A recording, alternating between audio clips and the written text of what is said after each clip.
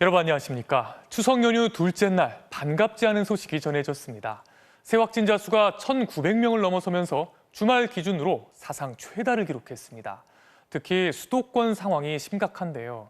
추석 귀성길을 타고 감염이 전국으로 퍼지는 건 아닌지 걱정스럽습니다. 조희영 기자의 보도입니다.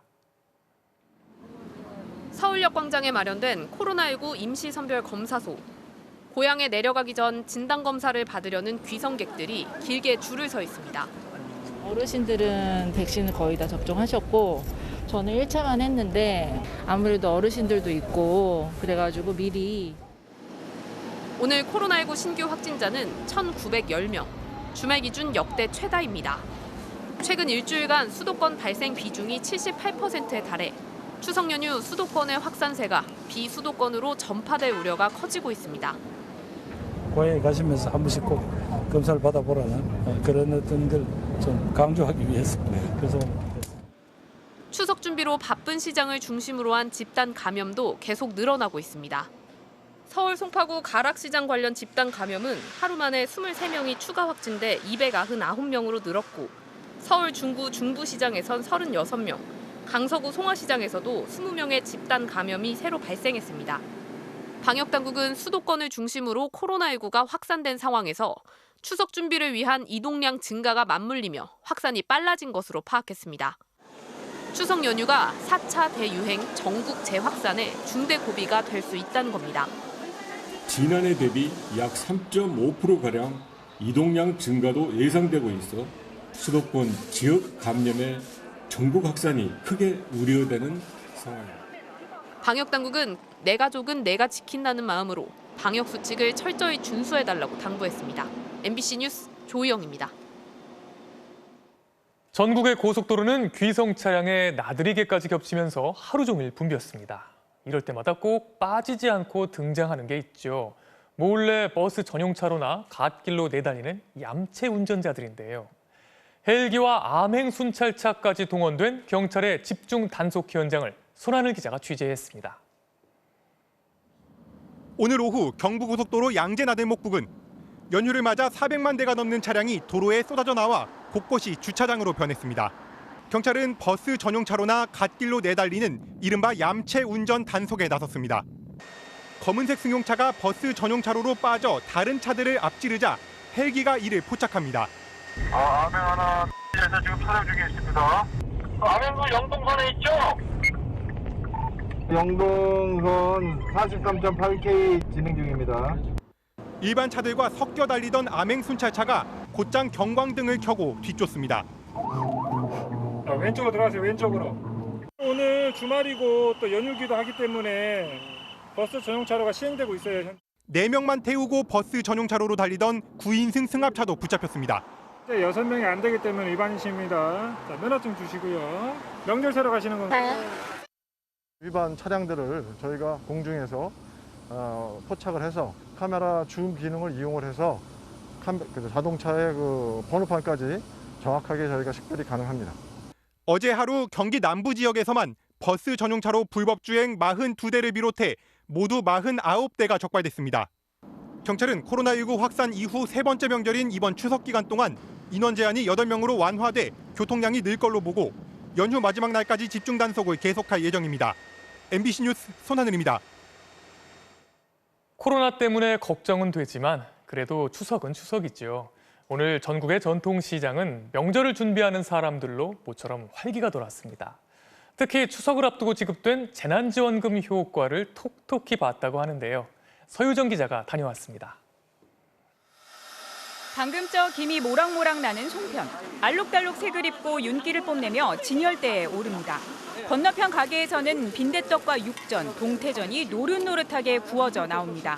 추석을 이틀 앞둔 오늘 전통시장은 명절을 준비하는 사람들로 북적였습니다. 많이 팔았어요. 추석이니까 송편, 유가, 야과 이제 맞추가고 회사용으로 많이 사가죠. 굵은 알을 자랑하는 사과와 배, 살이 통통하게 차오른 생선에 차례상에 올릴 대추와 밤, 곶감까지 시장을 찾은 손님들의 장바구니는 금세 무거워집니다. 골고루 사면서 좀 넉넉하게 살 수가 있죠. 오늘 조금 사고 내일 조금 사고 그러려고. 코로나19 이후 두 번째 맞은 추석. 아직은 모두 힘들지만 올해는 추석을 앞두고 지급된 재난지원금이 조금은 도움이 됐습니다. 백화점이나 대형마트 사용이 제한되면서 손님이 늘어난 겁니다. 어제는 진짜 명절 같더라고. 80%는 그걸 가지고 나오신 것 같아. 되나요? 물어보고 지금 다 재난지원금 써요. 한 80%가 재난지원금. 여기에 저렴한 가격까지 더해지면서 소비자들도 반색하는 분위기입니다. 전통시장에서 차례상을 준비할 때 필요한 비용은 평균 26만 7천 원. 대형마트보다 8만 원 더 쌉니다.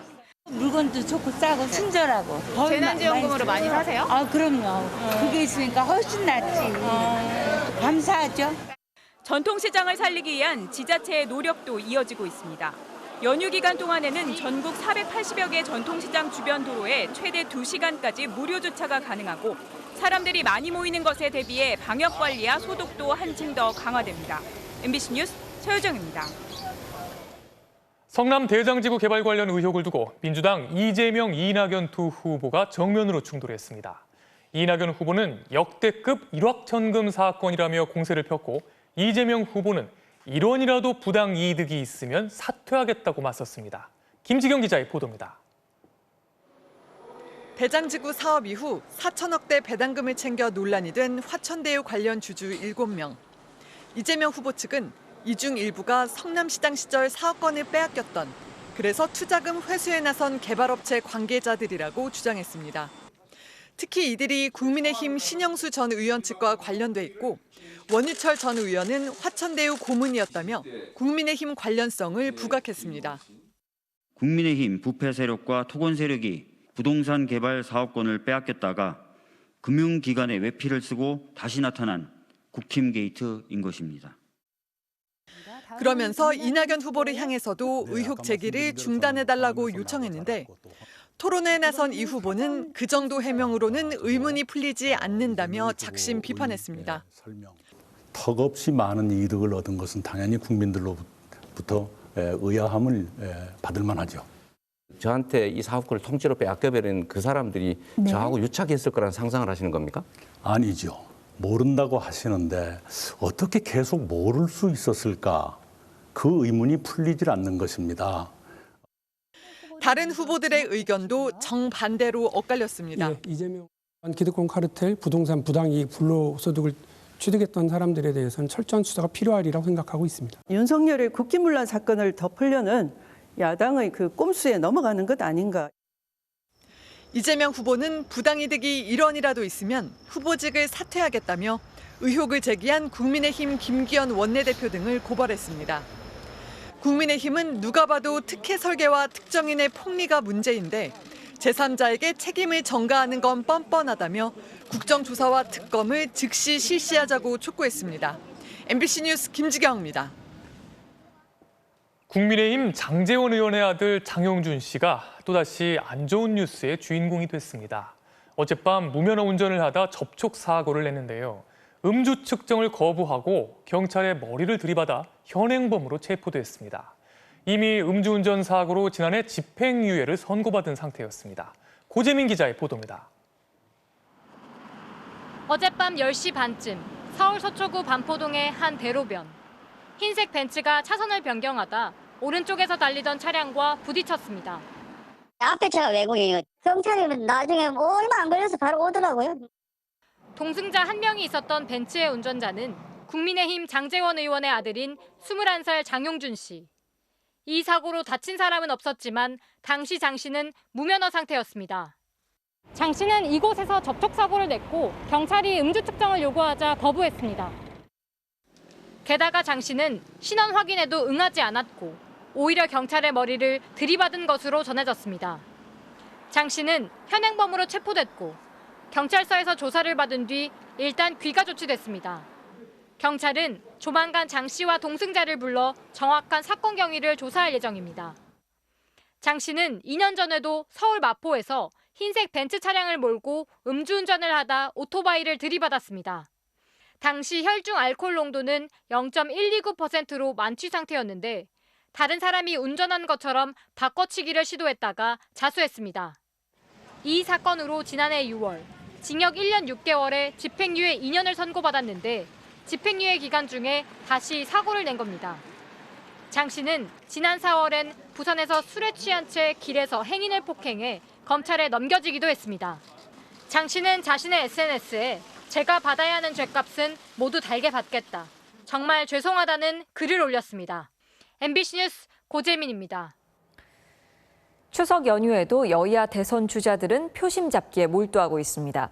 더불어민주당 후보들은 다음 주 최대 승부처인 호남 경선을 앞두고 TV 토론회를 벌이는 등 총력전에 나섰고 국민의힘 대선 주자들은 거리로 나서 직접 시민들을 만났습니다. 김정인 기자입니다. 이재명의 본선 직행이냐 이낙연의 결선 행위냐 분수령이 될 호남 경선 투표 시작을 이틀 앞두고 열린 토론회. 이재명, 이낙연 두 후보는 서로를 관리형 리더, 불안한 리더라고 공격하며 호남 표심에 호소했습니다. 개혁 정신을 실천할 후보가 필요합니다. 이 위기의 시대에는 관리형 리더로는 그 파고를 넘기가 어렵습니다. 전남에서 나서 광주 정신으로 성장했습니다. 본선에서 이길 후보 뽑아주시기 바랍니다. 새만금 조기 완공과 지역 이대 설립, 미래산업 육성 등 공약도 앞다퉈 내놨는데 이재명 후보는 공약 이행률을, 이낙연 후보는 전남지사 출신 전문성을 각각 강조했습니다. 보수층 민심을 달래기 위해 박정희 전 대통령 생가를 찾은 국민의힘 유승민 후보. 입장을 막으려는 박근혜 전 대통령 지지자들과 1시간가량 대치한 끝에야 참배했습니다. 보수가 분열된 데에서는 저는 늘 큰 책임을 느끼고 화해를 하기 위해서 대구 경북에 자주 찾아오고 있습니다. 윤석열 후보와 최재형 후보는 나란히 귀성객 인사차 서울역을 찾았습니다. 어느 때보다도 여러 가지로 어려운 힘든 또 명절이기 때문에 고향 가시는 분들 위로도 해드리고. 홍준표 후보도 서울 송파구 새마을시장을 찾아 소상공인들과 만났습니다. MBC 뉴스 김정인입니다. 이제 정말 우주 여행의 시대가 다가오고 있습니다. 그 시작은 스페이스X인데요. 사상 최초로 민간인 4명만 태운 스페이스X의 우주선 크루 드래곤이 사흘 만에 무사히 지구로 귀환을 했습니다. 낙하산을 타고 착륙하는 모습인데요. 4명의 관광객들도 모두 건강한 모습입니다. 정동 기자의 보도입니다. 우리 시간으로 오늘 오전 8시 6분 미국 플로리다주 인근 상공. 원볼 모양의 비행체가 형체를 드러내자 관제센터에서 환호와 박수가 터져나옵니다. 급하강하던 우주선에서 낙하산이 펼쳐지고 천천히 바다 위에 안착합니다. 우주여행을 떠났던 스페이스X의 크루 드래곤호가 사흘 만에 무사히 지구로 귀환한 겁니다. Inspiration 4, on behalf of SpaceX, welcome home to planet Earth. 우주선 출입구가 열리고 차례로 모습을 드러내는 관광객들. 저는 건강 상태도 양호해 보입니다. So very excited. Lots of waves. Thumbs up. 우주선에는 여행 비용 전액을 댄 미국의 억만장자 사업가, 의사, 대학 강사, 데이터 기술자 등 5개월 훈련을 받은 민간인 4명만 탑승했습니다. 이들은 인류가 가본 가장 먼 우주 공간인 고도 585km에 도달해 음속의 22배 속도로 매일 지구 15바퀴를 돌며 우주를 체험했습니다. 또 지구를 배경으로 사진을 찍고 악기를 연주하는가 하면 피자와 양고기를 먹으며 우주 여행을 즐겼습니다. We're seeing the world every 90 minutes. That's how fast we're traveling around it. It's pretty incredible. 이번 비행 성공에 대해 영국 일간지 가디언은 우주 관광의 새 이정표를 세웠다고 평가했고 미국 CNN 방송은 새로운 우주 여행 시대의 시작이라고 보도했습니다. 스페이스X는 향후 1년에 최대 6차례 관광우주선 발사를 구상 중인데 내년 우주정거장 유료 여행 티켓 4장은 일찌감치 예약이 끝났습니다. MBC 뉴스 정동훈입니다.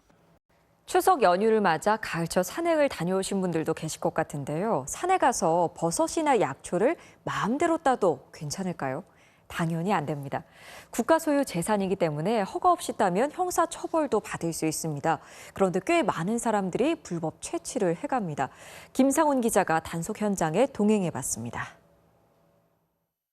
인제군 인제읍 고사리, 설악산과 인접한 구규림 지역. 산림청 특별사법경찰이 불법 임산물 채취 단속에 나섰습니다.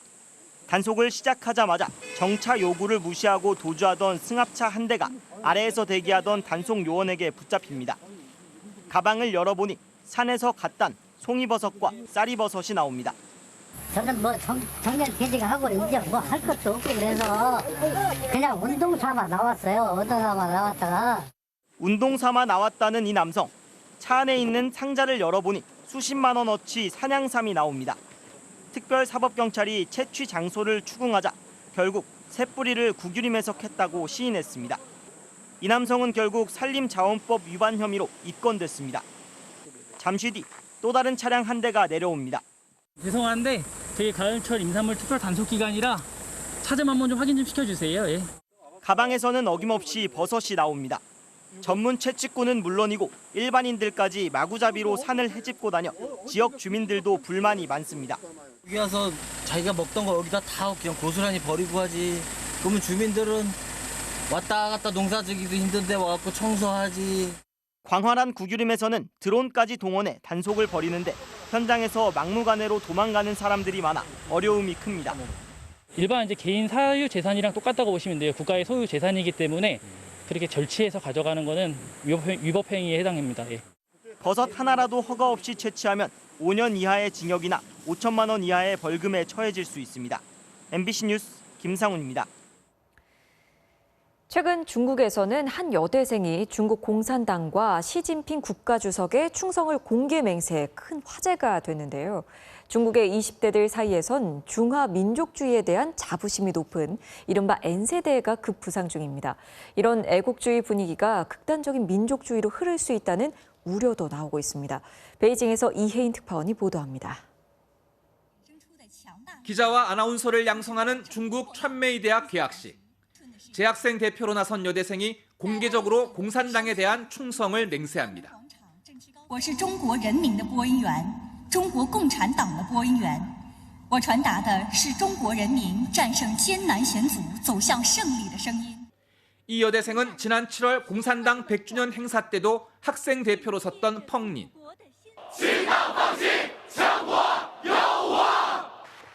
영상은 중국 SNS 웨이보에서 이틀 만에 1억 3천만 뷰를 기록했습니다. 중화민족의 아들, 딸로서 힘을 얻었다는 등 공감을 표시하는 댓글도 줄을 이었습니다. 최근 중국에서는 중화민족주의를 최고의 가치로 생각하는 이른바 N세대가 급부상하고 있습니다. 중국의 경제 발전 시기 성장한 20대가 주축입니다. 나이키와 H&M 등 외국 기업 불매 운동을 주도하고 홍수 피해를 취재하는 외국 기자들에게 중국의 먹칠하는 보도를 하지 말라며 공격했습니다. 新冠病毒源于武汉的病毒研究所。他这么做，我觉得最主要的政治目的就是希望转移国内民众对于政府抗疫不力的一种批评。 또 유명 연예인이 3년 전 야스쿠니 신사에서 찍은 사진을 찾아내 친일파라 공격하고 결국 퇴출시키기도 했습니다. N세대의 부상은 시진핑 국가주석의 집권기와 맞물려 있습니다. 빠른 경제 성장에 고무되고 공산당의 강화된 애국주의 교육을 받았습니다. 미국 등 서구의 압박은 애국주의를 부추겼습니다. 문화대혁명 시기 마오쩌둥의 친위대 역할을 했던 홍위병에 빗대 시진핑의 신홍위병이란 비유도 나옵니다. N세대가 극단적 민족주의로 나아가는 것을 경계하는 목소리도 있지만 공산당은 오히려 시진핑 사상교육에 더 집중하고 있는 상황이어서 N세대의 영향력은 더 강화될 것으로 보입니다. 베이징에서 MBC 뉴스 이혜인입니다. 문재인 대통령이 미국 뉴욕에서 열리는 제76차 유엔 총회에 참석하기 위해 오늘 오후에 출국했습니다. 문 대통령은 내일 방탄소년단과 함께 유엔 지속가능 발전 목표 행사에 참석해 연설하고 모레는 유엔 총회 기조 연설에 나섭니다. 문 대통령은 또 유엔 총회 참석 기간 동안 영국, 슬로베니아, 베트남과 각각 정상회담을 갖고 하와이에서 열리는 한미 유해 상호 인수식과 독립유공자 훈장 추서식에도 참석합니다. 일요일 밤 스포츠 뉴스입니다. 프로야구 두산의 베테랑 유희관 선수가 6번째 도전 만에 통산 100승을 달성했습니다. 오늘도 구속보다는 날카로운 제구로 대기록의 주인공이 됐습니다. 김태형 기자입니다. 통산 100승에 단 1승만을 남겨두고 넉 달째 승리를 추가하지 못했던 유희관. 6번째 도전에서 키움을 만났습니다. 1회 허를 찌르는 변화구로 삼진을 확신했지만 볼이 돼 이정우의 웃음을 터뜨리기도 했습니다. 그래도 무사히 뜬 공으로 잡아내며 3자 범퇴. 2회에도 연속 삼진을 잡아내면서 특유의 칼날 제구를 자랑했습니다.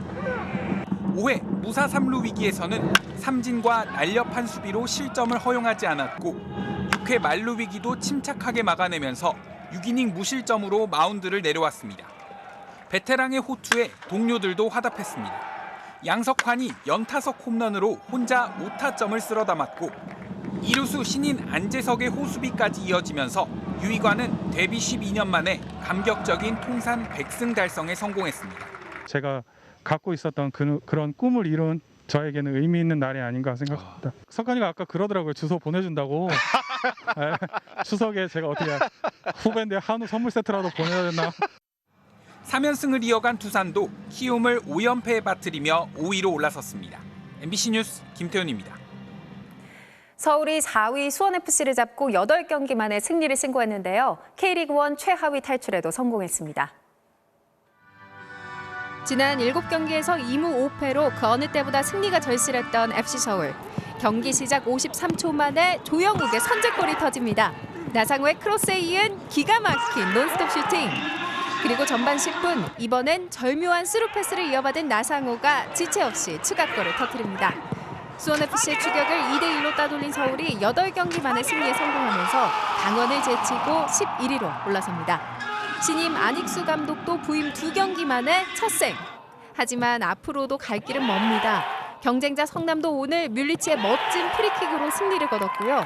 11위 강원은 4경기나 덜 치른 상태거든요.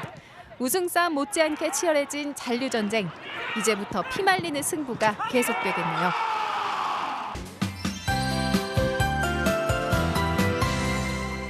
내일도 구름이 볕을 적당히 가려주면서 무난한 기성길 날씨를 보이겠습니다. 다만 이른 시간 이동할 계획이시라면 아침 안개가 시야를 가릴 수 있어서 조심하셔야겠고요. 육지와 달리 해상으로는 바람이 거세게 불면서 물결이 높게 일겠습니다. 뱃길 이용하시는 분들은 참고하셔야겠습니다.